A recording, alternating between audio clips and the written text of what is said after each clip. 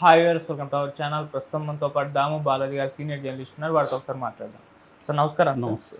Sir Borugadda Anil ఒక selfie వీడియోని release చేశారు సార్. ఆ వీడియోలో ఏంటంటే నన్ను చంపేస్తారు లోకేష్ గారు అండ్ పవన్ కళ్యాణ్ గారు, వీళ్ళిద్దరి దగ్గర నుంచి కూడా నాకు ప్రాణభయం ఉంది అని చెప్పేసి ఆయన తన ఆవేదన వ్యక్తం చేస్తూ ఆ వీడియో అయితే రిలీజ్ చేస్తారు. అది ఇప్పుడు తెగ వైరల్ అయిపోతుంది.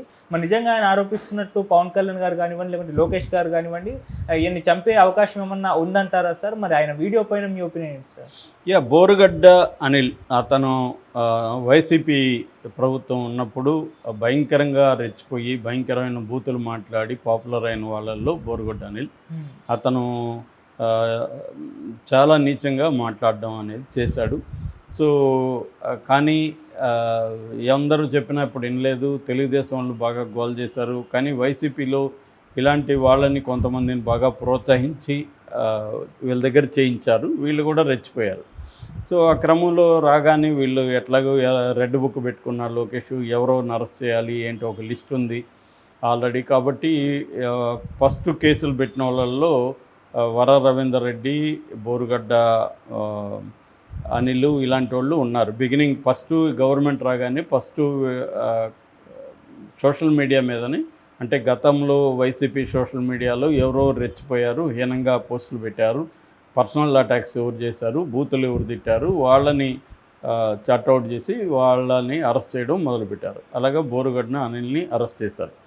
ఇక్కడ వీళ్ళ మోడస్ ఆపరేండి ఏంటంటే, ఒకటి అరెస్టులు చూపించకుండా పట్టుకొని రావడం, పోలీస్ స్టేషన్లో కొట్టడం, తిప్పడం, కేసులు పెట్టడం, కోర్టుకు పెట్టకపోవడం అనేది బిగినింగ్లో మనకు బాగా కనబడుతుంది. ముఖ్యంగా సోషల్ మీడియాలో ఉన్న వాళ్ళ మీద ఇది జరిగింది. ఎందుకంటే హెబియస్ కార్పస్ పిటిషన్లే ఎప్పుడూ లేనన్ని వచ్చాయని సాక్షాత్తు హైకోర్టు జడ్జే ప్రకటించారు. నా జీవితంలో ఎప్పుడు చూడనన్ని హెబియస్ కార్పస్లు ఇప్పుడు ఎందుకు వస్తున్నాయని. అంటే హెబియస్ కార్పస్ ఎప్పుడు వస్తుంది? ఇంట్లో నుంచి మనిషిని ఎత్తుకెళ్ళిపోతారు పోలీసులు, కోర్టుకు బెటరు, ఎక్కడున్నాడో చూపిరు. అలాంటప్పుడు హెబియస్ కార్పస్ వేస్తారు. అంటే ఒక మనిషి మిస్సింగ్, ఈ మనిషిని కోర్టుకు పెట్టమని పోలీసులకు చెప్పండి అని రిక్వెస్ట్ చేసే ఒక రిట్ను హెబియస్ కార్పస్ అంటారు. సో ఇది మామూలుగా గతంలో గవర్నమెంట్ని వ్యతిరేకించే ఉద్యమకారుల మీద, నక్సలైట్ల మీద, పౌరకుల నాయకుల మీద, ఇలాంటి వాళ్ళ మీద తప్పుడు కేసులు పెట్టి వాళ్ళని ప్రభుత్వాలు ఎత్తుకెళ్ళిపోయేవాళ్ళు, కోర్టులు పెట్టకుండా హింసిస్తూ ఉండేవాళ్ళు. అప్పుడు హెబియస్ కార్పస్ పిటిషన్లు వేసేవాళ్ళు. ఇప్పుడేమవుతుంది, వాళ్ళకంటే కూడా ప్రతిపక్షాల మీద ఇవన్నీ పెట్టడం మొదలైంది. ప్రతిపక్షాలని మిస్సింగ్లు తీసుకెళ్ళడం, వాళ్ళని ఎక్కడున్నారో చెప్పకపోవడం, ఇది ఈ ప్రభుత్వం బలంగా చేస్తున్నట్టు మనకి తెలుస్తుంది. సో ఇతన్ని కూడా అలాగే చేశారని చెప్తున్నారు. దాని తర్వాత ఇతన్ని కోర్టుకు పెట్టారు. అయితే ఇతని మీద తెలుగుదేశం మీడియాకి, గవర్నమెంట్ కంటే కూడా తెలుగుదేశం మీడియాకి ఎక్కువ కోపం ఉంది. ఫర్ ఎగ్జాంపుల్ ఆంధ్రజ్యోతి ఇతన్ని వదలకుండా వెంటాడుతూనే ఉంది. అతనికి బెయిల్ వచ్చినా కూడా అతను మాయమైపోయాడని మొన్న పెట్టింది. బెయిల్ వచ్చి బయటకు వచ్చాడు, అతను మాయమైపోయాడని పెట్టి ఆ లోపల కథనం చూస్తే చాలా సిల్లీగా ఉంది. ఇది ఆంధ్రజ్యోతి స్థాయి పత్రికలాగా వార్తలు రాస్తుందా అనిపించేట్టుగా ఉంది. ఏముందంటే జైలు సూపరింటెండెంట్ బెయిల్ ఇవ్వాలంటే వాళ్ళ పై అధికారులకి, బెయిల్ మీద విడుదల చేయాలంటే పై అధికారికి చెప్పాలంట, రెండోది పోలీస్ స్టేషన్లో చెప్పాలంట. ఇది ఆంధ్రజ్యోతి ఏమన్నా రాజ్యాంగం సపరేట్గా చట్టాలను పెట్టిందో నాకు తెలియదు. కానీ ఒక కోర్టు నుంచి బెయిల్ ఆర్డర్ వచ్చింది. ఎందుకంటే నేను కూడా 8 నెలలు ఉన్నా కాబట్టి నేను ప్రత్యక్షంగా కొన్ని వందల మంది బెయిల్ మీద బయటకు వెళ్ళిన కేసులు చూశాను. సో కోర్టు నుంచి బెయిల్ ఆర్డర్ వచ్చినప్పుడు ఆ సూపరింటెండెంట్ బెయిల్ ఆర్డర్ చూసుకొని ఆ వ్యక్తిని రిలీజ్ చేస్తాడు. పోలీస్ స్టేషన్కి ఎందుకు చెప్పాలి? వాళ్ళకేం సంబంధం? సూపరింటెండెంట్ పైన వాళ్ళకి ఎందుకు చెప్పాలి? సూపరింటెండెంట్కి ఆ అధికారం ఉంది, ఎందుకంటే కోర్టు నుంచి వచ్చింది కాబట్టి. సో కోర్టు విడుదల చేయమన్నప్పుడు సూపరింటెండెంట్ చేయాలి. ఇది వదిలేస్తే ఆంధ్రజ్యోతి ఏం చెప్తుంది అంటే, వీడిని ఏదో ఒక రకంగా వేధించాలి అని పెట్టుకొని ఇతను మాయమైపోయాడని పోలీసుల మీద ప్రెజర్ చేయడం ఎక్కువగా. ఇప్పుడు తెలుగుదేశం వాళ్ళు నిజానికి చంద్రబాబు ఈ స్థాయిలో రివెంజ్ పాలిటిక్స్ తీర్చుకునే వ్యక్తి కాదు. కానీ చంద్రబాబు కూడా ఇప్పుడు చేతులు ఎత్తేసాడు, నిస్సహాయుడైపోయాడు. మీడియాకి బందీ ఆయన, ఇటు పవన్ కళ్యాణ్కి బందీ, లోకేష్కి బందీ, అక్కడ మోడీకి బందీ. ఇన్ని బంధనాలు చంద్రబాబుని చుట్టుముట్టేశాయి. దాంతో మీడియా ఏం చేస్తుంది, ఇంకా రెచ్చిపోతుంది. వీళ్ళ మీద ప్రతీకారం తీర్చుకో, చంపే, నరికే అన్న స్థాయిలో మీడియా రెచ్చిపోయి రాస్తుంది. సో ఇదే పరిస్థితి రేపు వాళ్ళకి రాదా అనేది కూడా ఆలోచించట్లేదు. ఎవరు చరిత్ర నుంచి నేర్చుకోరని చెప్పడానికి ఇప్పుడున్న మీడియా ఒక సాక్ష్యం. వీళ్ళు రెచ్చిపోయి ఇదే విధంగా మాట్లాడుతున్నారు. సో గతంలో అదే జరిగింది. జగన్ ఉన్నప్పుడు వాళ్ళ సోషల్ మీడియా కావచ్చు, సాక్షి కావచ్చు ఇలాగ రెచ్చిపోయింది. కానీ ఇప్పుడు ఈ డిగ్రీలో, ఈ స్థాయిలో మాత్రం అప్పుడు లేదని చెప్పొచ్చు మనం. వీళ్ళు ఇంకా పెంచారు. పెంచడానికి వీళ్ళకుండే కసి అదంతా ఉండొచ్చు. రేపొద్దున వాళ్ళు ఇంకా పెంచుతారు. ఇది అంతం లేకుండా ఒక విశేష సర్కిల్లో రాను రాను పెరుగుతూనే వెళ్తూ ఉంటుంది. దీనికి ఎండ్ అనేది ఉండదు. ఈ మొత్తం ప్రాసెస్లో రాజ్యాంగాన్ని, ప్రజాస్వామ్యాన్ని, ఒక ప్రాసెస్ అంటాం, జ్యుడిషియల్ ప్రాసెస్ని, దీన్నన్నింటినీ బ్రేక్ చేసేస్తున్నారు. ఒక న్యాయబద్ధంగా కేసులు పెట్టట్లేదు, న్యాయబద్ధంగా అరెస్టులు చూపించట్లేదు, న్యాయబద్ధంగా కంప్లైంట్లో ఉన్న సెక్షన్లు పెట్టట్లేదు. ఇవన్నీ నేను చెప్పడం కాదు, హైకోర్టులే చెప్తున్నాయి. ఆంధ్రప్రదేశ్ హైకోర్టు చెప్పిన దాన్ని నేను కోర్టు చేస్తున్నా. ఇవి జరగట్లేదు. సో అంటే మేము అవన్నీ పాటించాం, మా చేతిలో అధికారం ఉంది, ఏం చేస్తారో చేసుకోండి అన్న ధోరణి ఈ ప్రభుత్వంలో కనిపిస్తుంది. అలాగే మీడియా ఇతన్ని మామూలుగా ఇతనికి ఫస్ట్ ఏమో ఫిబ్రవరి 14 నుంచి 28 వరకు ఇతను ఇంటీరియం బెయిల్ అడిగాడు కోర్టుని. ఎందుకు అడిగాడంటే, మా అమ్మ ఓపెన్ హార్ట్ సర్జరీ ఉంది చెన్నైలో, నేను దగ్గర ఉండాలి, మా అమ్మకి 4 కూతుళ్ళు, నేను ఒక్క కొడుకు, 4 కూతుళ్ళు పెళ్ళిళ్ళు అయిపోయింది కాబట్టి వాళ్ళు అటెండ్ అవ్వడం కష్టం అవుతుంది, నేను మా అమ్మను చూసుకోవాలి అని ఇతను కోర్టుకి వెళ్ళాడు. కోర్టు ఇతనికి 14 నుంచి 28 వరకు ఇచ్చింది. ఎందుకంటే కోర్టుకి ఇతను మెడికల్ హాస్పిటల్లో 12న వాళ్ళ మదర్ చేరింది, వాళ్ళ మదర్ హాస్పిటల్లో అడ్మిట్ అయిన ఫామ్స్ అవన్నీ చూపించాడు.